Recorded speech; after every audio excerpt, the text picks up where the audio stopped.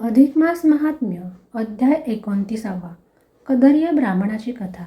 यामध्ये कदर्य ब्राह्मणाच्या कथेचे हे कथानक आलेले आहे, ज्याचे आता आपण श्रवण करणार आहोत.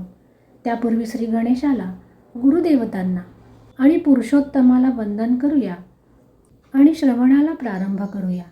नारायण नारदाला म्हणाले, दृढधन्वा वनामध्ये गेला आणि तो जाता जाता गंगातीरी पोहोचला. ते स्थान त्याला फार आवडले. तो पत्नीसह तेथेच राहिला. राजा आणि राणी तापसी जनांप्रमाणे तेथे कालक्रमणा करू लागले. पुढे अधिक मास आला. त्यावेळी राजाने खडतर असे तपाचरण केले. श्रीकृष्ण नामाचा अखंड जप त्याने चालविला. तो एका पायावर उभा राहिला. त्याने उपवास केले.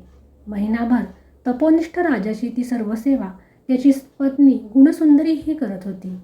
महिना संपता संपता अचानक एक दिव्य विमान आकाशातून खाली आले. त्या विमानामध्ये 2 तेजस्वी असे देवदूत होते. एकाचे नाव पुण्यशील तर दुसऱ्याचे सुशील असे होते. त्यांनी राजा आणि राणी यांना सन्मानाने विमानात घेतले आणि ते विमान त्या दोघांसह आकाशामध्ये उंच उडाले. त्या दोघांचे देह हे आता आपोआपच दिव्य झाले. ते विमान श्रीकृष्णाच्या गोलोकामध्ये पोहोचले. राजा आणि राणी यांना श्रीकृष्णाचे सानिध्य मिळाले. अधिक मासामध्ये केलेल्या तपश्चर्येमुळे ते दाम्पत्य नित्य असे गोलोकवासी झाले. आता जर मी सांगितले की एका वानराची ही कथा अधिक महिन्यात त्याच्याकडून घडलेल्या उपवासामुळे आणि स्नानामुळे उद्धार झाला, तर तुला आश्चर्य वाटेल. ती कथा आहेच तशी अद्भुत. नारदाने सर्व कथा सांगण्याची प्रार्थना केली. तेव्हा नारायण ऋषी सांगू लागले, केरळ देशामध्ये पूर्वी एक कदर्य म्हणजे अतिशय चिक्कू असा ब्राह्मण राहत होता. तो फार कद्रू होता. तो सतत धनसंचय करी. पैसा खर्च करायचाच नाही असा त्याचा स्वभाव होता. त्याचे नाव चित्रशर्मा असे होते. दान करणे पुण्यकारक असते, परंतु त्याने कधीही कोणतीही वस्तू दान केली नाही. त्याचे चित्त फक्त धनसंग्रहाकडेच लागून राहिले होते. तो इतका चिक्कू होता की अंगावर पुरेशी वस्त्रे देखील घालत नसे. जेथे जाईल तेथे जो भेटेल त्याच्याशी तो भीक मागायचा. त्याला पाहताच लोक त्याला धिक्काराने हाकलून देत. तो सदा सर्व काळ हिंडत राही. त्याचा एक मित्र होता. तो माळी होता. त्याची एक बाग होती. चित्रशर्मा त्या बागवानाजवळ नेहमी स्वतःच्या दारिद्र्याबद्दल खोटे बोलून दुःख प्रकट करीत असे. आपली स्थिती चांगली नाही, फार वाईट आहे, राहायलाही जागा नाही, कोरडी भिक्षा मिळाली तरीसुद्धा ते शिजवायला सुद्धा जागा नाही, मला जागाच नाही असे तो त्याला सांगे.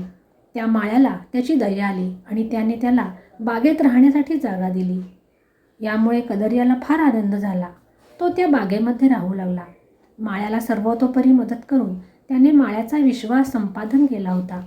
माळ्याने बागेची सर्व व्यवस्था त्याच्यावर सोपवली आणि स्वतः राजाच्या बागकामावर हा माळी नोकर म्हणून राहायला गेला. स्वतःच्या बागेत येण्यासाठी त्याला आता फार कमी वेळ मिळे. पण तो कदर्यावर विश्वास ठेवून होता.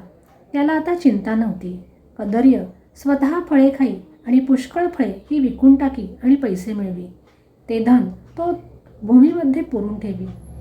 एके दिवशी माळ्याला संशय आला. त्याने चौकशी केली. कदर्य हा चलाख होता. तो म्हणाला, मी बागेची राखण करतो, पण पुष्कळ पक्षी येतात आणि ती फळे खाऊन टाकतात. त्यातील कित्येक पक्षी मी मारून टाकले आहेत. त्याची प्रेतेसुद्धा त्याने दाखवली. त्यांची पिसे आणि मांसही त्याने दाखवले. त्याने खरोखरच कितीतरी पक्षी मारले होते.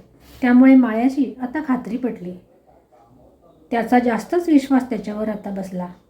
त्याने कदर्यावर भार टाकला. 87 वर्षाचा होऊन कदर्य हा मरण पावला. त्याच्या चौर्यकर्माचे फळ म्हणजे नरक यातना. बागेत दुसरे कोणी नसल्यामुळे त्याचे प्रेत तसेच पडून कुजून गेले. तिकडे परलोकामध्ये आता त्याला फार पश्चाताप झाला. आपण कोणतेही पुण्यकर्म केले नाही याची त्याला आता फारच खंत वाटू लागली. तो असा पश्चाताप करीत असताना यमदूतांनी त्याला यमापुढे नेऊन उभे केले. यमाने त्याला पाहून चित्रगुप्ताला त्याचे पापपुण्य विचारले. या ठिकाणी अधिक मास महात्म्याचा 29वा अध्याय हा समाप्त झाला. श्रीकृष्णार्पणमस्तु. अधिक मास महात्म्याच्या 30व्या अध्यायाचे श्रवण आपण याच्या पुढच्या भागामध्ये करणार आहोत.